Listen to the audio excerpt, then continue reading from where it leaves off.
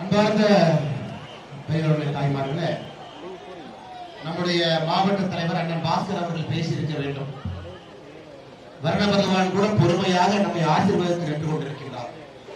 பாருங்க, பெண்ணாகரத்துல மார்கழியில மழையே வரக்கூடாது, மழை வரும். நல்லவர்கள் எல்லோரும் ஒரு இடத்துல சேர்ந்தா மழை வரத்தா போகுது. அனைத்து நல்லவர்களும் இன்று பெண்ணாகரத்தினுடைய அற்புதமான மக்களோடு இணைந்து தமிழகத்தினுடைய 140வது தொகுதியாக நம்முடைய எண் மக்கள் யாத்திரை பெண்ணாகரத்தில் நடந்து கொண்டிருக்கிறது. சகோதர சகோதரிகளே, ஜூலை 28ஆம் தேதி ராமேஸ்வரத்தில் ஆரம்பித்த பயணம் என்பது ஒரு சாதாரண பயணம் இல்லைங்க. உங்களுக்கு, எனக்கு, தமிழகத்தில் இருக்கக்கூடிய ஒவ்வொரு சகோதர சகோதரிகளுக்கு, பெரியோர்களுக்கு, தாய்மார்களுக்கு, இளைஞர்களுக்கு, இல்லத்தரசிகளுக்கு, குழந்தைகளுக்கு, அனைவருக்கும் கூட ஒரு நம்பிக்கை கொடுக்கக்கூடிய யாத்திரையாக நம்முடைய எண் மக்கள் யாத்திரை இருக்கு. பட்டி தொட்டி எல்லாம் செல்லுகின்ற இடத்துல எல்லாம் நகரத்துல, சின்ன சின்ன கிராமத்திலேங்க, தென் தமிழகத்துல, கொங்கு பகுதியில, மத்திய பகுதியில, டெல்டா பகுதியில, இன்னைக்கு தர்மபுரியில அனைத்து இடத்திலும் கூட மக்களுக்கு ஒரு ஆர்வம், மக்களுக்கு ஒரு ஆசை. தமிழகத்திலே பல ஆண்டு காலமாக எதிர்பார்த்து காத்துக் கொண்டிருக்கக்கூடிய அரசியல் மாற்றம் எண் மக்கள் யாத்திரை மூலமாக நடக்குமா என்கின்ற ஏக்கம் நமக்கு இருக்கிறது. சாதாரணமாக காத்திருக்கவில்லை. பல நாட்களாக, பல ஆண்டுகளாக, கிட்டத்தட்ட 50-60 ஆண்டுகளாக காமராஜர் அவருடைய பொற்கால ஆட்சி, காமராஜர் அவருடைய பொற்கால ஆட்சி என்கின்ற வார்த்தையை மட்டும் கேட்டு வளர்ந்தவர்கள் நாம். ஊழல் இல்லாத தமிழகத்தை உருவாக்க முடியுமா என்கின்ற கேள்விக்கு நாமளே நிறைய முறை முடியாது என்கின்ற வார்த்தையை பயன்படுத்தியோம். எப்படிங்க அரசியல் மாறும்? இன்னைக்கு இருக்கக்கூடிய அரசியல் கட்சிகள் எப்படி மாறுவாங்க? ஊழல் என்கின்ற வார்த்தை இல்லாமல் நம்முடைய காலத்தை ஒரு நாள் நம்மால் வாழ முடியுமா என்று நினைத்து பார்த்தவர்கள் தான். நம்ம சாகருக்கு முன்னாடி நம்முடைய வாழ்நாள்ல ஒரே ஒரு நாள் தமிழகத்தில் லஞ்ச லாவண்யம் இல்லாமல் நம்மால் வாழ முடியுமா என்கின்ற கேள்வி இந்த யாத்திரை பதில் சொல்லிக் கொண்டிருக்கிறது. சகோதர சகோதரி, இன்னும் நாம கிட்டத்தட்ட 96 தொகுதிகள் செல்ல வேண்டும். தமிழகத்தில் சரிபாதியான தொகுதிகளை தாண்டி 140வது தொகுதி நின்று கொண்டிருக்கிறோம். ஆனா ஒரு விஷயத்தை மட்டும் சத்தியமாக சொல்ல முடியும், எந்த அளவுக்கு நம்பிக்கை சாதாரண நம்முடைய சகோதர சகோதரிகளுக்கு, மனிதர்களுக்கு இந்த யாத்திரையின் மீது இருக்கிறது என்பதனுடைய வெளிப்பாடுதான். செல்லுகின்ற இடத்திலெல்லாம் எழுச்சியாக இந்த யாத்திரை நடந்து கொண்டிருக்கிறது.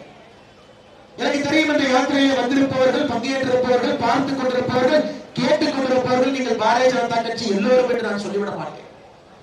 பாரதிய ஜனதா கட்சியை சேராதோம், முதல் ஓட்டு போடுவதற்கு தயாரா இருப்போம், நடுநிலையாளர்கள், அரசியல் மாற்றம் வேண்டும் என்று நினைப்பவர்.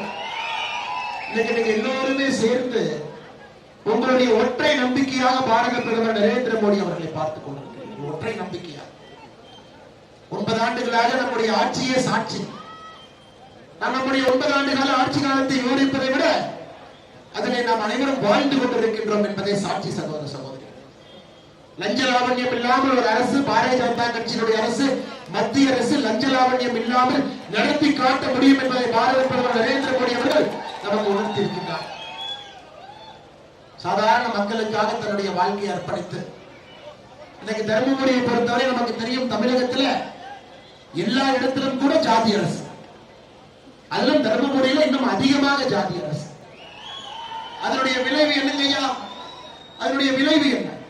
இந்த ஜாதி அரசியலுடைய விளைவு என்பது கடினமான உழைப்பாளிகள் இருக்கக்கூடிய தர்மபுரி, கடினமான உழைப்பாளிகள் இருக்கக்கூடிய பெண்ணாகரம் வளர்ச்சி இல்லாமல் தத்தளித்துக் கொண்டிருக்கிறது. ஒரு சின்ன உதாரணத்தை மட்டும் சொல்றேங்க ஐயா. தமிழ்நாட்டினுடைய 4 முன்னேறிய மாவட்டங்கள், சென்னை, செங்கல்பட்டு, காஞ்சிபுரம், கோயம்புத்தூர், இந்த 4 மாவட்டங்கள் தமிழகத்தில் 1, 2, 3, 4 முன்னேறிய மாவட்டம். தமிழகத்தினுடைய உற்பத்தி திறன்ல 34%.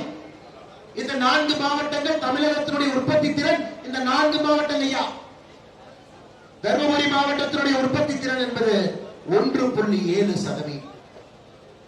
எங்க போனாலும் நம்முடைய இளைஞர்களை கேட்பேன், லண்டன்ல, அமெரிக்கால, சிங்கப்பூர்ல, டெல்லியில, பெங்களூர்ல, ஹைதராபாத்ல ஆசையோடு பேச வருவார்கள். அண்ணே என்று திரும்ப கேட்பேன், அண்ணே எந்த ஊரு? அண்ணே தர்மபுரி. அண்ணே பெண்ணாகரம், அண்ணே தர்மபுரி டவுன், அண்ணே கிராம. உழைப்பை எங்கேயும் கூட குறை சொல்ல முடியாது. அப்படிப்பட்ட அற்புதமான உழைப்பாளர்கள் இருக்கக்கூடிய மண். ஆனால் அரசியல்வாதிகள் உங்களை தோற்கடித்திருக்கார். நமக்கான வாய்ப்பு அரசியல்வாதிகள் இந்த மண்ணில் ஏற்படுத்தி கொடுக்கவில்லை, ஆட்சி ஏற்படுத்தி கொடுக்கவில்லை. திருப்பூர்ல, கோயம்புத்தூர்ல எங்க பார்த்தாலும் கூட தர்மபுரியுடைய இளைஞர்கள் சகோதரிகள் வேலை பார்த்துக் கொண்டிருக்கிறார். ஸ்பின்னிங் மில்ல, பஞ்சு மில்ல, கார்மெண்ட்ல, மேனுபேக்சரிங்ல. இந்த ஊருக்கு என்னங்க குறைச்சு? கல்வியிலே முன்னாடி இருக்கிறோம், உழைப்பிலே முன்னாடி இருக்கிறோம், நேர்மையிலே முன்னாடி இருக்கின்றோம். அனைத்துல முன்னாடி இருக்கக்கூடிய தர்மபுரி அரசியல்வாதிகள் ஜாதி அரசியலை பேசி பேசி பேசி வளர்ச்சியில பின்னாடி கொண்டு போய் உட்கார வச்சிருக்கிறோம். எனக்கு பெரிய சந்தோஷம் என்னன்னாங்க, நம்முடைய இஸ்லாமிய சகோதரர்கள் வந்திருக்கிறார். யாத்திரை எல்லாம் வர்ற வழியில் இஸ்லாமிய சகோதரர்களை பார்த்தேன். இங்க கொஞ்சம் பேர் நிக்கிறாங்க, கொஞ்சம் பேர் கேட்டுட்டு இருக்காங்க. இன்னைக்கு நம்முடைய இஸ்லாமிய சகோதரர்களுக்கு தெரியும், உலகத்திலே 19 நாடுகள் அதனுடைய உயரிய கௌரவ விருதை நம்முடைய பாரத பிரதமர் நரேந்திர மோடி அவங்களுக்கு கொடுத்திருக்கிறார். அந்தந்த நாட்டில் இருக்கக்கூடிய உயரிய விருது நரேந்திர மோடி அவர்களுக்கு 19 நாடுகள் விருது கொடுத்திருக்கிறார். அதிலே 9 நாடுகள் இஸ்லாமிய நாடு. ஒரு இஸ்லாமிய நாடு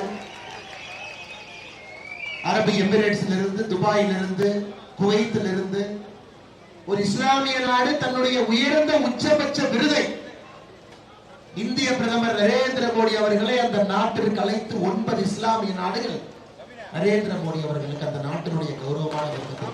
ஆனா இந்த ஊர்ல தமிழகத்திலே ஒரு பக்கம் அரசியல்வாதிகள் ஜாதியை வைத்த அரசியல், இன்னொரு பக்கம் அரசியல்வாதிகள் மதத்தை வைத்த அரசியல். கடைசி விளைவு என்னங்கய்யா? வளர்ச்சி இல்ல, வளர்ச்சி இல்ல, வளர்ச்சி இல்ல. 70 ஆண்டு காலமாக உடைந்து போன டேப் ரெக்கார்டர் போற தர்மபுரியில பார்த்துக்கிட்டே அதையெல்லாம் உடைப்பதற்கு இந்த யாத்திரை ஒரு நம்பிக்கைங்க. எனக்கு கேட்ட உடனே பிஜேபி சார்பா யாருன்னா எம்பி கேண்டிடேட் கேட்டேன். ஒரு தம்பி கேட்டார், உடனே உங்க கட்சி சார்பா யாருன்னா எம்பி வேட்பாளர்? நான் சொன்னேன், தம்பி தங்கச்சி, நம்ம கட்சியில எம்பி வேட்பாளரை நிறுத்திய பிறகு அந்த எம்பி வேட்பாளருடைய பெயர் நரேந்திர மோடி. அவ்வளவு, அது மோடி வேட்பாளர், அவ்வளவுதான். இந்த முறை நாம யாரும் வேட்பாளரை பார்த்தாலும் தமிழகத்துல ஓட்டு போடுறது இல்லைங்கய்யா. இதுக்கு முன்னாடி எம்பியா பிஜேபி காரங்க புதுசா நடத்திருக்கிறாங்க. அவருக்கு அரசியல் முதிர்ச்சி இருக்கா? அவர் 20 ஆண்டு அரசியல் இருந்தாரா? அவர் 3 முறை எம்எல்ஏவா இருந்தாரா? 2 முறை எம்பியா இருந்தாரா? அதெல்லாம் நீங்க பார்க்காதீங்க. உங்களுடைய வாக்கு மோடி என்கின்ற ஒற்றை நம்பிக்கைக்காக உங்களுடைய வாக்கு. ஆமாங்க ஐயா, அரசியல் பாரம்பரியம் இல்லாதவங்க தான் பிஜேபி இருக்காங்க. அதனால அவர்களை கூட்டிட்டு வந்து கையை தூக்கி, அண்ணே இவங்க அப்பா எம்பி, இவங்க அப்பா எம்எல்ஏ, இவங்க அப்பா முதலமைச்சர், ஒரு பெரிய குடும்பத்துல இருந்து வந்திருக்கிறாங்க, அதனால இவருக்கு ஓட்டு போடுங்க. நான் கேட்க மாட்டேங்க, என்னால கேட்க முடியாது, வாயிலிருந்து வராது. ஆனா அவரை கூட்டிட்டு வந்து, அண்ணே இவங்க சாமானியன், இவங்க விவசாயி, உங்கள மாதிரி ஒருத்தர் மோடி ஐயா அவருடைய தவப்புதல்வரா வந்திருக்கிறார், இவருக்கு ஓட்டு போடுங்க, நான் கேட்க முடியும். யாத்திரை பெண்ணாகரத்திற்கு வந்திருக்கக்கூடிய முக்கியமான நோக்கம் நம்முடைய வேட்பாளருக்கு, நம்முடைய மோடி வேட்பாளருக்கு நீங்கள் ஆதரவு, உங்களுடைய அன்பை எல்லாம் கொடுத்து, அரவணைப்பை கொடுத்து வெற்றி பெற செய்யும் பொழுது எங்களுக்கு தேவை 5 ஆண்டுகள் ஐயா. 70 ஆண்டுகளா அவங்க ஆண்டுட்டாங்க. உங்களுக்கு 70 வருஷமா நீங்க ஓட்டு போட்டு பார்த்தேன். நான் உங்கள்கிட்ட கேட்கறது 5 வருஷம் ஐயா, 5 வருஷம் தான் கேட்கிறேன். 70 ஆண்டு கேட்கலீங்க ஐயா, only 5 years. 365 நாள கணக்கு போட்டு 5ஆல நீங்க மல்டிபிளிகேஷன் போட்டு வச்சு, அத்தனை நாட்கள் மட்டும்தான் எங்களுக்கு வேண்டும். ஒரு வருஷத்துக்கு 365 நாள் கேலண்டர் எடுத்து எண்ணி 5 வருஷம் 5 கேலண்டர் கிழிக்கிறதுக்குள்ள தர்மபுரியுடைய உற்பத்தி திறனை ஓட்டி உயர்த்தி காட்டவில்லை என்றால் அரசியலை நான் இருக்க மாட்டேன். அப்படி சொல்லி அரசியல் செய்பவர்கள் நாங்கள். வளர்ச்சிக்காக மட்டுமே தமிழகத்தில் பாரதிய ஜனதா கட்சி, பாரத பிரதமர் நரேந்திர மோடி அவர்கள் வளர்ச்சிக்காக மட்டுமே இந்த அரசியல். நமக்கு ஜாதி கிடையாது. பிரதமர் சமீபத்தில் ஒரு பத்திரிகையாளர் கேட்டார், ஐயா ஜாதியை நம்புறீங்களா அப்படி? பிரதமர் சொன்னார், ஆமா நான் ஜாதியை நம்புறேன். உடனே திமுக காரன் சொன்னான், உங்க பிரதமர் ஜாதியை நம்பிட்டாரு, இதத்தான் 70 வருஷமா நாங்க சொன்னோம், ஜாதியை நம்பித்தாயா தமிழகத்தில் அரசியல் செய்யணும்னு, இப்ப நீங்க ஒத்துக்கிட்டீங்களா? ஆனா பிரதமர் சொன்னார் அதன் பிறகு, ஐயா நான் ஜாதியை நம்புறேன். நான் நம்புறது 4 ஜாதி. முதல் ஜாதி ஏழை ஜாதி, 2வது ஜாதி பெண்கள் ஜாதி, 3வது ஜாதி இளைஞர்கள் ஜாதி, 4வது ஜாதி விவசாயிகள் ஜாதி. பாரதிய ஜனதா கட்சி, பாரத பிரதமர் நரேந்திர மோடி அவர்கள் நம்புவது 4 ஜாதிகளை மட்டும்தான். அதுல ஒரு ஜாதி, ஏழை ஜாதி இருக்கக்கூடாது என்று நினைக்கின்றோம். தலைமுறையாக தமிழகத்தில் ஏழையை மட்டும் பார்த்துக் கொண்டிருக்கின்றோம். ஏழை மட்டும் தான் பார்க்கிறோம். நான் கூலி வேலைக்கு போறேன், எங்க அம்மா கூலி வேலைக்கு போறாங்க, என் பாட்டி கூலி வேலைக்கு போறாங்க, என் குடும்பமே, என் பரம்பரையே கூலி வேலை. அப்ப கூலி வேலை செய்வதற்காக தமிழகத்தில் சில பேர் பிறந்திருக்காங்களா?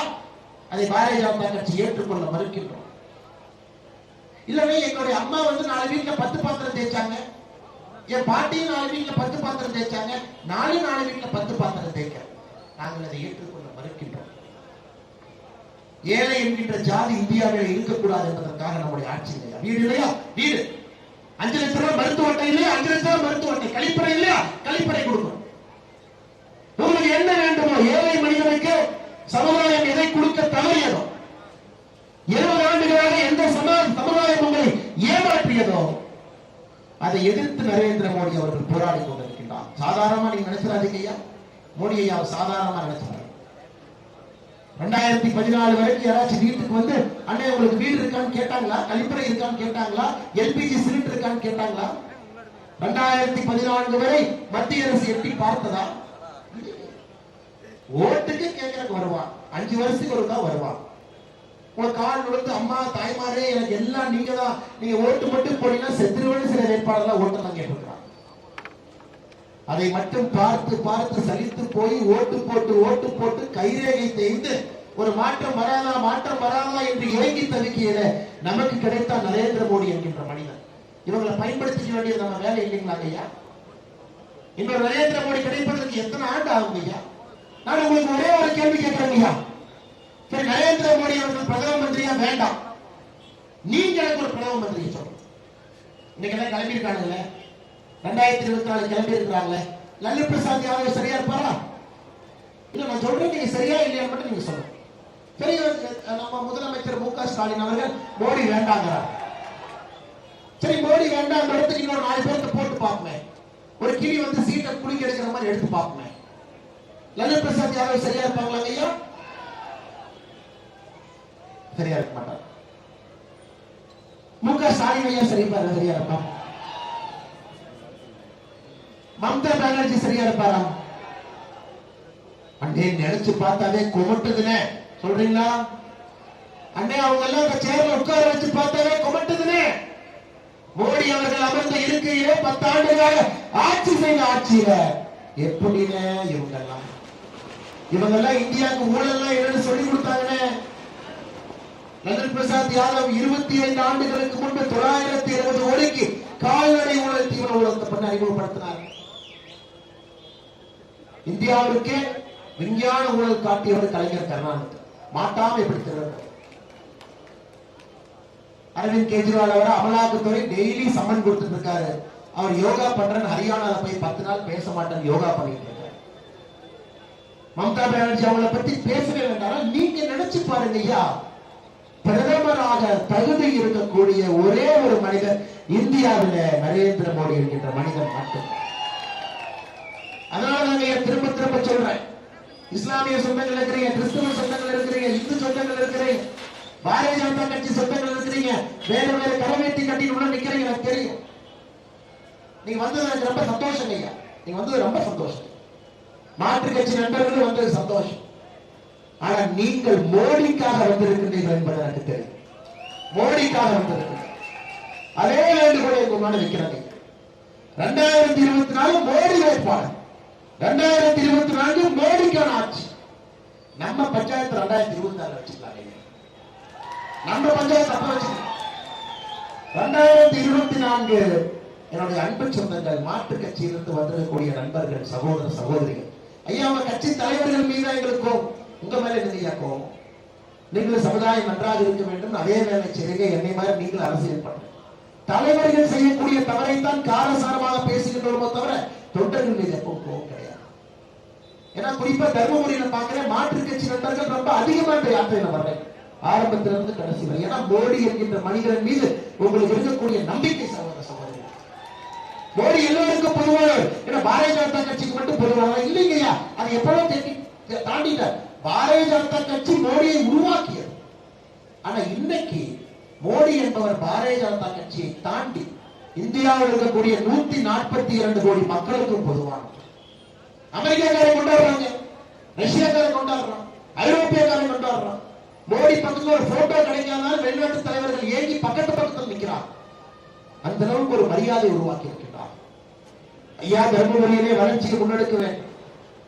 1.7% இருக்கக்கூடிய உற்பத்தி திறனை 5 ஆண்டுகள்ல நம்முடைய பாராளுமன்ற உறுப்பினர் வைத்த பிறகு 5% குறைந்தபட்சம்.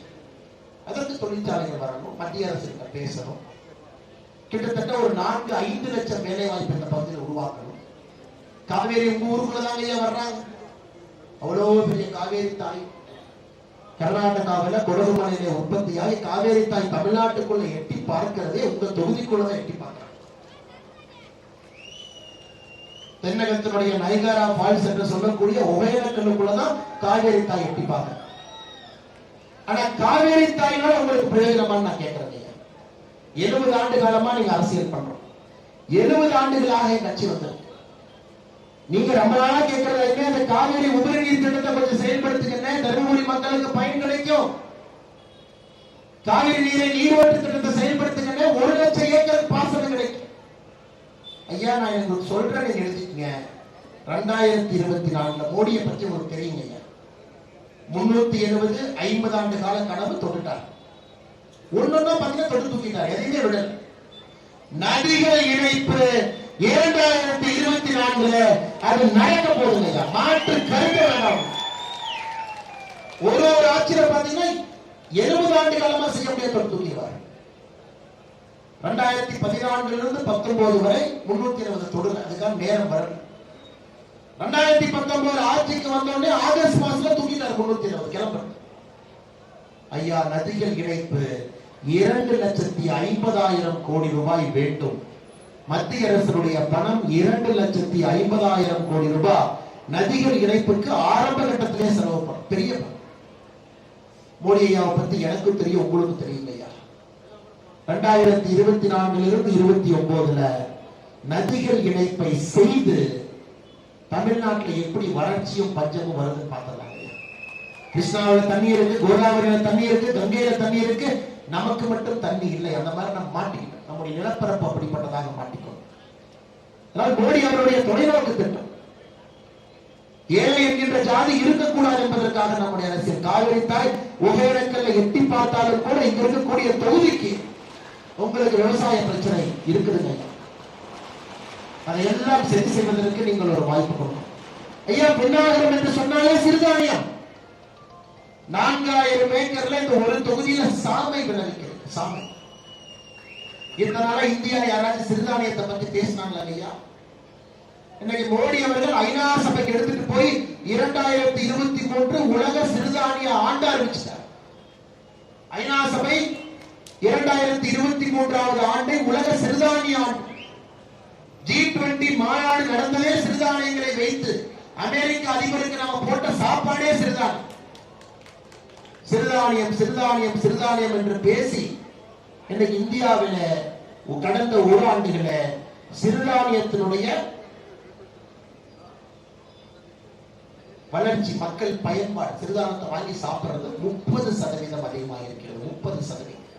உங்க தொகுதியில 4000 ஏக்கர்ல சாமை. நமக்கு தெரியும், 1 கிலோ நெல் நமக்கு சாகுபடி பண்ணா 6000 லிட்டர் தண்ணி வேணும். 1 கிலோ நெல் சாகுபடி பண்ணா 6000 லிட்டர் தண்ணி. ஆனா 1 கிலோ சாமை சாகுபடி பண்ணா 600 லிட்டர் தண்ணி. தண்ணி பிரச்சனை இருக்கு. 10ல 1 பங்கு தண்ணி போதும். அது தர்மபுரி மாதிரி ஊர்ல 4000 ஏக்கர் என்பது அதிகமாக இருந்தாலும் நம்ம ஆட்சி வந்தா அந்த 40,000 ஏக்கர் பண்ணலாம். உலகம் முழுவதுமே சிறுதானியம் தொலைநோக்கு பாருங்க. இந்த எம்பி என்ன பேசுறாங்க பார்லிமெண்ட்ல போய்? என்னது, ஒரு சாலைக்கு பூஜை போடுறீங்களா? இந்து முறையில பூஜை போடுறீங்களா? எலுமிச்சம்பழத்தை வச்சு பூஜை போடுறீங்களா? இது திராவிட மாடல் அரசு. எவையா பூஜை போடுறது? சட்டி எம்பி உதைக்கிறார். எம்பி வேலையா? தெரியாம கேட்கிற எம்பி வேலையா? எம்பி, உங்க எம்பியுடைய பையன் உத்தராகண்ட்ல இன்டர்நேஷனல் ஸ்கூல்ல படிக்கிறான். இந்த ஊர்ல படிக்கிறீங்க, உத்தராகண்ட்ல இன்டர்நேஷனல் ஸ்கூல்ல படிக்கிறான். ஆனா இவர் என்ன சொல்றாருன்னா, பார்லிமெண்ட்டுக்கு போய் சீ அந்த மாநிலம் எல்லாம் மாட்டு மூத்திர மாநிலம், இந்த மாநிலம் மாட்டு மூத்திர மாநிலம், இந்த மாநிலம் மாட்டு மூத்திரம். எல்லாம் கிளம்பி வந்ததுக்கு அப்புறம் அண்ணே மன்னிச்சுக்குங்க தெரியாம சொல்லிட்டு எஸ்கேப் ஆகி ஓடி வந்தார்.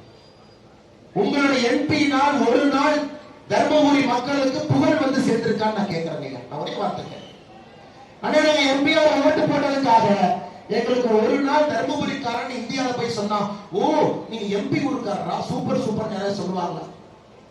இந்தியா ஃபுல்லா மான மரியாதையை வாங்கி பாராளுமன்றத்தில் போய் கௌமுத்ரா மாநிலங்கள்னு சொல்லி ஊசி ஊதுபத்தி காட்டக்கூடாது, எரிச்சப்படத்தை காட்டக்கூடாது, நீ வாழைப்படத்தை காட்டக்கூடாது. திராவிட மாடல் அரசு என்னையா வெங்காயம், ஒரு ஊதுபத்தி சூட பத்தக்கூடாது.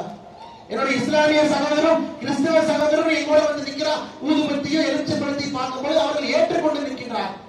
கிறிஸ்துமஸுக்கு அவங்க சர்ச்சுக்கு போறோம், நல்ல பிரியாணி செஞ்சு நம்ம கொடுக்குறாங்க, அவங்க நோக்கப்ப அதெல்லாம் வாங்கி அன்போடு சாப்பிட்டு கொள்றேன். நீ என்னையா எரிச்சப்படத்தையும் ஊதுபத்தி ஏற்றக்கூடாதுன்னு சொல்ற? அது எப்படி இருக்காங்க பாரு. எனக்கு சிறப்பு கொடுக்க அந்த டிராமா தெரியும். அந்த வடிவேல் சொல்லுவார், அண்ணா யாருக்குமே ஓட்டு போட்டீங்க, அண்ணா தென்னமரத்துக்கு ஒரு குத்து, பாமரத்துக்கு ஒரு குத்துங்க. இங்க போனா நான் இந்த ஜாதிக்கார், இங்க போனா நான் இந்த ஜாதிக்கார். என்னங்க பொழப்பு? ஜாதியை வைத்து தர்மபுரியில் அரசியல் செய்வது ஒரு பொழப்பா? தெரியாம கேட்க. வளர்ச்சி இல்லாம மக்கள் எவ்வளவு கஷ்டப்பட்டு இருக்காங்க. இளைஞர் கை கட்டி நின்று இருக்காங்க. இந்த ஊர்ல பெருமையான இளைஞர்கள் எதுக்கே கை கட்டி நிக்கிறோம் நான் கேட்கிறேன். அந்த அரசியல் பாருங்க, கை கட்டி தர்மபுரி இளைஞர்கள் மும்பையிலும் சென்னையிலும் கோயம்புத்தூர்லயும் திருப்பூர்லயும் தர்மபுரிக்காரன் கை கட்டி நிக்கிறத அந்த ஊர்ல பிறந்தாங்களா? ஐயா, உங்க ஊர்ல பிறக்கவில்லை என்றாலும் கூட உணர்வை நான் பேசிக் கொண்டிருக்கேன். தவறா நினைக்காது, தயவு செஞ்சு யாரும் தவறா நினைக்காது. கோயம்புத்தூர்ல சிப்காட் கொண்டு வந்தான், விவசாய நிலத்தை. நான் போய் சொன்னேன், சாகும் வரை உண்ணாவிரதம் மரியாதை சிப்காட் தூக்கி ஓடிடும். உடனே தமிழக அரசு கேட்டுச்சியோ, நீ சிப்காட் கோயம்புத்தூருக்கு வேண்டாங்க. என்ன சொன்னேன், அண்ணே கோயம்புத்தூருக்கு வேணும், கோயம்புத்தூருடைய விவசாய நிலத்துல வேண்டாங்க. ஆனா இந்த சிப்காட் இப்ப தர்மபுரிக்கு வேணும், தூக்கி போயாரு. தர்மபுரி இதே சிப்காட்டை வச்சு ஒரு 10,000 பேருக்கு வேலை கொடுக்கும். அண்ணே தைரியமா சொன்னங்க ஐயா, நான் போகின்ற இடத்துல எல்லாம் தர்மபுரியினுடைய புகழை பாடிக்கொண்டிருக்கின்றேன். வளர்ச்சி கொண்டு வாங்க, தொழிற்சாலையை கொண்டு வாங்க, இளைஞர்களுக்கு வேலை வாய்ப்பு கொடுங்க. உலகம் ஃபுல்லா தர்மபுரியுடைய குழந்தைகளை பார்த்துக் கொண்டிருக்கின்றேன். அவர்கள் வெளியே நன்றாக இருந்தாலும் கூட தந்தை தாயிலிருந்து தூரமா இருக்கிறாங்க, வருத்தத்தில் நான் இருக்கின்றேன் என்று சொல்லியிருக்கிறேன். ஐயா, நம்முடைய ஆட்சி 2024 மோடி வேட்பாளர் உங்களுக்கு தொலைநோக்கு பார்வையோடு வரக்கூடிய வேட்பாளர். ஐயா, இதையெல்லாம் தாண்டி இப்ப வரும்பொழுது ஐயா சுப்பிரமணிய சிவா உங்களுக்கு தெரியும், வீரத்துறவி, வீரமுரசு, சுதந்திரத்திற்காக போராடியவர். பாரதியார் அவர்களுக்கு, வஉசி ஐயாக்கெல்லாம் பெரிய உந்து சக்தியா இருந்தார், ஆங்கிலேயர்களை எதிர்த்தவர். அவர் இறந்தது உங்க ஊர் இல்லையா, பாப்பாரப்பட்டியில இறந்தார். தொழுநோய் வந்து அவருக்கு ஆங்கிலேயர்கள் காலத்துல தொழுநோய் வந்துருச்சு. அவருக்கு ஹாஸ்பிட்டல் வசதியே கொடுக்க கூடாது, மருத்துவமே கொடுக்க கூடாது என்று அவர் ஒரு ட்ரெயின்ல கூட ஏறவில்லைங்க. அவர் அப்படியே வேகமா சாதிக்கும். 1920 காலகட்டத்திலே சேலத்திலிருந்து பொடிநடையா நடந்து வந்தார். அவருடைய கனவுல பாப்பாரப்பட்டியிலே பாரத அன்னைக்கு ஒரு கோவில் கட்ட வேண்டும் என்கின்ற கனவு. அது துறாவிட்டே இங்க பாப்பாரப்பட்டியில சின்னமுத்து முதலியார் என்கின்ற மனிதருடைய வீட்டுல தங்கி 1923 உங்களை போன்ற உங்க பெரியவங்க எல்லாம் ₹1 காசு வாங்கி 500 ரூபாய் சேமிச்சு சின்னமுத்து முதலியார்ட்ட போய் ஒரு பத்திரத்தை கிரையம் பண்ணி 500 ரூபாய் கொடுத்து 6 ஏக்கர் நிலத்தை வாங்கி எழுதி வைத்திருக்காங்க பத்திரத்துல. இங்கே பாரத மாதாவுக்கு கோயில் கட்ட வேண்டும், ஒரு ஆசிரமம் கட்டணும், இந்த பகுதியினுடைய மக்களுக்கு இங்கிருந்து சேவை செய்ய வேண்டும். இந்த டிஎம்கே காரன் பாரத மாதா கோயிலுக்கு நினைவாலயம் கட்டி வச்சிருக்கிறான் பேர் போட்டு. பாத்தீங்களா, கோயிலுக்கு யாராச்சும் நினைவாலயம் வைப்பாங்க? யாராச்சும் வச்சு நீங்க பாத்துருக்கீங்க நினைவாலயம் வைப்பாங்க? உங்க இந்தியாலேயே பாரத மாதாவுக்கு கோயில் கட்டினால் அது தர்மபுரியிலே மட்டும் தாங்க இருக்கும். அது சுப்பிரமணிய சிவா ஐயாவுடைய கனவு. அன்பான இஸ்லாமிய சகோதரர்கள் இருக்கிறீங்க, கிறிஸ்துவ சகோதரர்கள் இருக்கிறீங்க. பாரத அன்னை என்பவள் அனைவருக்கும் பொதுவானவள், எல்லோருக்கும் பாரத. நம்முடைய எம்பி வந்தாங்கன்னா மத்திய அரசினுடைய நிதியை வாங்கி கொண்டு அந்த நிலத்திலே கோவில் கட்டுவது நம்முடைய வேலையாக எந்த மாற்றுக்கிறது வேண்டாம். அதுக்கு அண்ணன் எல்லாம் போனார். KP ராமலிங்கம் என்ன சொன்ன என் பேச்சு கேட்கவே மாட்டார். முன்னாள் எம்பி, முன்னாள் எம்எல்ஏ. நான் சொன்னேன் போய் சாமி கும்பிட்டு வாங்கினேன். பாரத அண்ணைய மோடி ஐயா சொல்லியிருக்காரு 75வது சுதந்திர தின விழால 75 முக்கியமான இடத்துக்கு போகணும். இஸ்லாமியர்கள் சுதந்திரத்துக்கு பாடுபட்டவர்கள் 2 இடத்துக்கு போனோம், 23 மற்ற இடத்துக்கு போனோம். ஜாதி பார்க்கலீங்க ஐயா, மதத்தை பார்க்கல. அது அண்ணன் வந்து பாப்பாரப்பட்டியில் இருக்கிற சுப்பிரமணிய சிவாயாவுடைய நினைவாலயத்திற்கும் பாரத அன்னை கோயிலுக்கு போனார். பிஜேபி கார வர்றதுன்னா திமுக அரசு பூட்டை போட்டு ஓடிட்டாங்க. அண்ணன் சும்மா இருப்பாரா? கல் எடுத்துட்டு போய் பூட்டை உடைச்சு உள்ள போய் மாலையை போட்டுட்டு, ஏன்னா பாரத அன்னை சிலை கும்பரன் பூட்டை போடுவீங்களா? அண்ணனை கைது பண்ணி சிறையில 14 நாள் வச்சாங்க. வெளியே வந்தோடனே சொன்னார், அண்ணன் நான் வந்து புரட்சி தலைவர்கிட்ட அரசியல் பயின்றவர், புரட்சி தலைவருடைய மடியிலே தவழ்ந்தவர். புரட்சி தலைவர் எம்ஜிஆர் அவர்கிட்ட 1980 காலகட்டத்தில் எம்எல்ஏவா இருந்தார். கலைஞர் கருணாநிதி அவங்க கிட்ட அரசியல் பண்ணார். திமுகவை வீட்டுக்கு அனுப்பும் வரை நான் ஓய மாட்டேன், சின்ன குழந்தை மாதிரி அரசியல் களத்தில் இருக்கிறார். ஜெயிலுக்குள்ள போன கேபி ராமலிங்கம் பேரு, ஜெயில இருந்து வெளியே வந்த கேபி ராமலிங்கம் பேரு. அதற்காக காவல்துறைக்கும் திமுக அரசுக்கும் நான் நன்றிகளை தெரிவித்துக் கொள்கிறேன். உள்ள போனது 11 பேர், ஆனா வெளியே வந்தது 11 வைராகியவாதி சிறையில். நமக்கு அவங்க தான் மேலும் கட்சியை வளர்த்தாங்க. மேலே கூட நின்று இருக்கிறான். ஜெயிலுக்கு போனவங்க கை தூக்குறீங்களா? மாவட்ட தலைவரை கை தூக்குறாங்க. நானும் பாரத அன்னை சிலைக்கு மாலை போடுற பூட்டை உடைச்சு உள்ள போனாங்க. அதுக்கு ஒரு ஜோக் சொல்றேன் பாஸ்கரண்ணே. ஒரு அக்கா போலீஸ் ஸ்டேஷனுக்கு போன் பண்றாங்க, அண்ணே பிஜேபி கார கொடி வைக்கிறானே வீட்டுக்குள்ளே. உங்களுக்கு தெரியும், பிஜேபி கார எங்க கொடி வச்சாலும் போலீஸ்காரங்க வந்து கொடியை பிடிப்பாங்க. உங்களுக்கு உடனே அலறி அடிச்சு இன்ஸ்பெக்டர் ஒரு 10 நிமிஷத்துல 100 பேர்த்துல போய் எங்க கொடி வைக்கிறா, எவங்க கொடி வைக்கிறா சொல்லு. அந்த அக்கா சொல்லுச்சு, அண்ணே ஒரு 100 பவுன் நகை காணாம போச்சு, சொன்னா வரமாட்டீங்க, அதனாலதான் பிஜேபி கார கொடி வைக்கிறான்னு சொல்ல வந்துட்டீங்க, அப்படியே ஒரு எஃப்ஐஆர் போட்டு போனாங்க.